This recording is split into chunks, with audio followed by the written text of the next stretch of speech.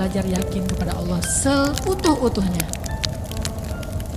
Masih ingat juga dengan kisah seorang bapak datang kepada Rasulullah curhat dan minta tolong. Dia bilang, ya Rasulullah, putra saya ditawan oleh musuh dan mereka meminta tebusan 100 dinar.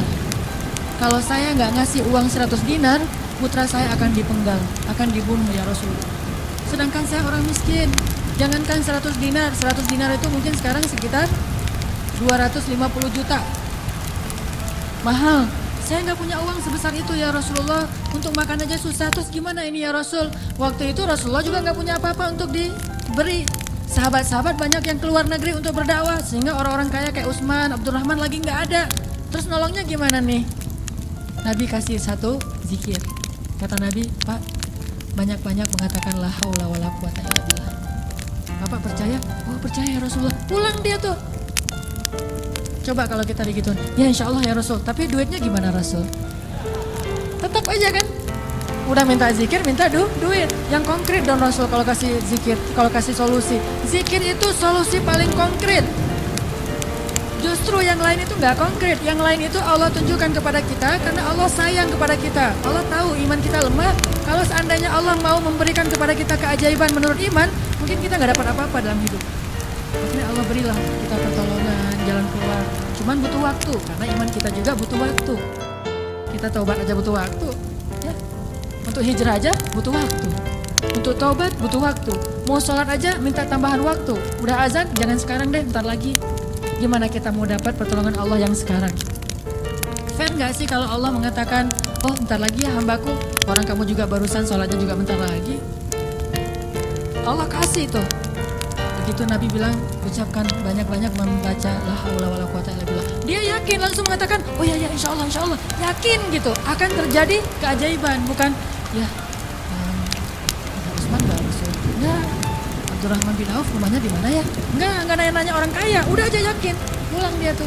La haula wala quwata illa billah. La haula. Artinya apa? Tidak ada daya dan upaya dari makhluk. Allah lah yang maha kuasa. Pulang ke rumah, istrinya nungguin. Pak, gimana? Udah ketemu Rasulullah. Dapat solusinya, dapat uang pinjaman dari siapa? Enggak. Terus gimana? Nabi ngasih kita solusi yang lebih baik daripada itu. Apa? Ucapkan la haula wala quwata illa billah. Istrinya enggak protes, langsung bilang, oh ya, langsung la haula wala quwata illa billah. Berdua tuh la haula wala quwata illa billah. Enggak ada, ya kirain duit 100 dinar. Enggak sama sekali, yakin. Begitu malam, sepanjang siang mereka la haula wala quwata illa billah, malam hari tiba-tiba putranya pulang.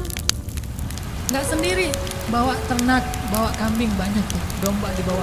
Ada ratusan ekor domba dia bawa pulang. Di luar ramai apa? Ada domba, siapa? Oh putra kita, Masya Allah. Pelukan, kangen gitu ya. Kamu gimana bisa selamat? Kata putranya, oh ayah, ada keajaiban.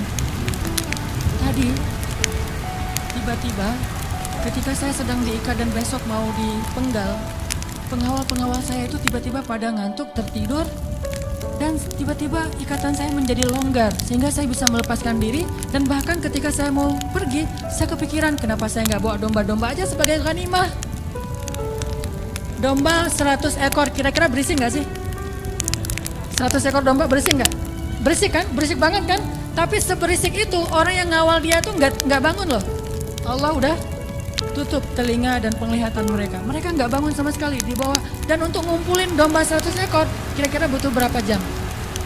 Itu bukan kerjaan yang gampang. Ngumpulin 100 ekor, digiring ke satu arah, udah gitu berisik lagi. Ada yang domba yang lari ke sana, ditarik lagi. Namanya domba kan, domba-domba yang tersesat gitu deh.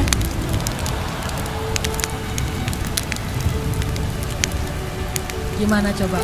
Tapi pengawalnya nggak bangun sama sekali sampai ke rumah. Pengawalnya mungkin belum bangun, atau mungkin nggak akan bangun lagi kali. Ini la haula wala quwata illa billah. Baru ayahnya sadar, Masya Allah, la haula wala quwata illa billah. Dan ini orang yang mengatakan ini nggak disebutkan namanya dalam riwayat. Kenapa? Saking nggak terkenalnya. Berarti orang biasa banget. Tapi orang biasa dengan keyakinan yang luar biasa, Allah akan tunjukkan keajaiban yang luar biasa. Jadi jangan bilang, itu mah Umar, itu mah Utsman, itu mah Abu Bakar. Ini nggak ada namanya malah. Cuma disebut ja'a rajulun, ada seorang laki-laki datang kepada Rasul, gitu doang. Tapi Allah tunjukkan keajaiban yang luar biasa. Kenapa? Imannya. La haula wala quwata. Sehingga anaknya datang membawa domba, jadi kaya raya. Sama juga dengan cerita Fatimah bintu Rasulillah. Pasti tahu ceritanya. Karena Fatimah capek di rumah, gak ada pembantu, Ali sering berjihad, akhirnya dia ngurus anak sendiri, anaknya laki-laki lagi, namanya anak laki-laki, bukan bandel, emang dia aktif gitu. Akhirnya Fatimah ngerasa agak berat nih kalau harus ngurus semuanya sendiri, gak punya pembantu. Datanglah ke rumah ayahnya, ayah ya Rasulullah, ayah tahu keadaan rumah tangga saya bersama Ali orang yang sibuk bekerja, membela agama Allah, berdakwah, berjihad. Saya sendiri di rumah gak ada pembantu, boleh gak minta seorang pembantu dari rumah ayah? Kan banyak pembantu Rasulullah yang jadi relawan tuh. Kata Rasulullah, ya Fatimah, mereka itu bukan pembantuku, tetapi pembantu kaum muslimin. Jadi gak mau dikasih kepada urusan keluarga. Maka pulanglah Fatimah. Oh iya ayah gak apa-apa, pulang nih bersama Ali, gak dapat apa-apa. Nabi kan gak enak hati karena Nabi sayang banget dengan putrinya ini, putri kesayangan Nabi banget di antara putri-putrinya, Fatimah Az-Zahra. Akhirnya Nabi menyusul Fatimah ke rumahnya. Assalamualaikum, waalaikumsalam, dibukain pintu. Ya Fatimah, ya Ali, la tahzana, janganlah kalian bersedih. Mau aku kasih yang lebih baik daripada pembantu? Oh apa ayah? Kirain robot-robotan atau apa gitu ya. Pembantu yang dalam bentuk robot kan tinggal beli baterai aja tiap bulan atau dicas gitu. Apa ya ayah yang lebih baik daripada pembantu? Kita tahu, kata Rasulullah, sebelum tidur bacalah zikir ini, ayat ini, maka insya Allah itu lebih baik daripada pembantu. Mereka protes nggak? Enggak. Oh iya jangan sampai nawatona. Diamalin tuh, nggak pernah tinggal. Dan selamanya mereka nggak punya pembantu, tapi nggak pernah mengeluh lagi. Allah berikan mereka jalan keluar. Jalan keluarnya adalah dikuatkan hati dan kesabarannya. Itu keajaiban. Kenapa kita udah berdoa tapi hati kita masih lemah? Karena kita tidak berdoa dengan hati, tapi kita berdoa dengan kok gitu? Gak sesuai antara lisan dengan kenyataan.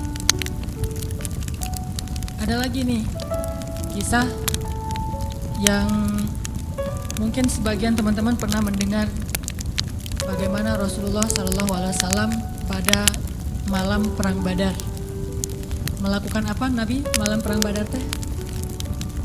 Istighosah. Pernah dengar istilah istighosah? Mungkin sebagian orang menganggap istighosah ini bid'ah. Istighosah itu salah satu di antara hal yang paling luar biasa yang dilakukan Nabi dan disebutkan di dalam surat Al-Anfal, "Il tastaghitsuna rabbakum." Ketika kalian beristighosah kepada Tuhan kalian. Apa itu istighosah? Berdoa dengan penuh keyakinan. Malam sebelum terjadi perang Badar, semua para sahabat itu tidur. Dan luar biasanya tidurnya juga sampai mimpi lagi tuh. Mimpinya apa? Mimpi basah. Ini serius. Jadi semua sahabat pada malam itu digoda oleh setan sehingga mereka mimpi basah. Dan ketika bangun dari tidur, mereka harus mandi junub. Tapi tidak ada air. Akhirnya Allah turunkan hujan. Pada mandi di bawah hujan semuanya sambil bertakbir. Pada malam itu cuma 2 orang yang gak tidur, Rasulullah dan Abu Bakar As-Siddiq. Ngapain? Doa kepada Allah. Salah satu yang terekam dalam sejarah di antara doa Nabi pada malam perang Badar apa? Ya Allah, seandainya besok kami semuanya terbunuh, maka saya khawatir tidak ada lagi orang yang menyebut namamu di muka bumi. Tolonglah hamba-hambamu ini ya Allah. Terus berdoa dan mengangkat tangannya tuh gak gini, tapi ngangkat tangannya tuh gini. Buat berdoa dengan mengangkat tangan setinggi itu. Rabbi gitu. Terus berdoa kayak gitu sampai syal Nabi jatuh, ditaruh lagi oleh Abu Bakar, jatuh dan menangis sampai basah janggutnya Rasulullah SAW yang mulia. Kemudian Abu Bakar yang sedih mengatakan, ya Rasulullah, hasbuk, hasbuk, cukup ya Rasulullah, Allah sudah mendengar doamu, cukup. Nabi nggak cukup, terus saja berdoa. Apa yang terjadi besok? Allah utus malaikat ribuan untuk menolong Rasulullah dan para sahabat. Dan kita lihat hasil perang Badar. Bukan karena dia Rasulullah, tapi karena imannya adalah imannya seorang Rasulullah. Kalau kita punya iman minimal dekat atau mirip dengan imannya seorang Nabi, Allah akan tunjukkan mukjizat yang mirip dengan seorang Nabi yang disebut dengan karomah. Silakan berubah. Jadi bukan mustahil Kalau kita tidak pernah melihat keajaiban, itu pasti karena kita masih belum selaras antara lisan dengan hati kita. Masih ingat kalimat Nabi ditodong dengan pedang, dihunuskan pedang, lagi istirahat di bawah pohon. Nabi lagi istirahat nih. Tiba-tiba datang orang Badui, orang kafir, menghunuskan pedang di leher Nabi. Dan itu benar-benar mau membunuh Nabi. Nabi seorang diri, sahabat jauh. Terus laki-laki itu mengatakan, "Ya Muhammad, sekarang kamu sendiri. Kalau saya akan membunuh kamu sekarang, siapa yang bisa menolong kamu?" Rasulullah dengan tenang dan mantap mengatakan, "Allah." Kalimat Allah itu membuat laki-laki tadi gemetar dan jatuh pedangnya. Coba, ini kalimat Allah kayak gimana? Coba kita ucapkan Allah, ada yang gemetar nggak? Allah, apaan? Nggak dengar? Biasa aja. Jadi kalau ada musuh, misalnya kita lagi marahan nih di jalan, ada orang yang marah, pengen ngancem kita, Allahu Akbar, dia langsung gemetar gitu, langsung tunduk, langsung nggak bisa berdiri. Berarti ini Allahu Akbar kita ini udah benar-benar powerful. Tapi kenyataannya kan nggak pernah kan? Kita bilang Allah terus orang gemetar gara-gara kata-kata kita. Rasul bisa kayak gitu loh. Jadi kalimatnya sama yang kita ucapkan dengan yang Rasulullah ucapkan, tetapi hatinya beda. Nabi mengatakan, Allah gemetar tangannya, jatuh pedangnya, diambil oleh Nabi, dihunuskan ke leher orang itu. Nabi bertanya, "Sekarang kalau saya mau membunuh kamu, siapa yang nolong kamu?" Kata dia, "Engkau wahai Muhammad, cuma engkau yang bisa menolong saya dan menyelamatkan saya." Akhirnya Nabi membiarkan dia pulang, dan dia akhirnya pulang dalam keadaan selamat dan menyebarkan agama.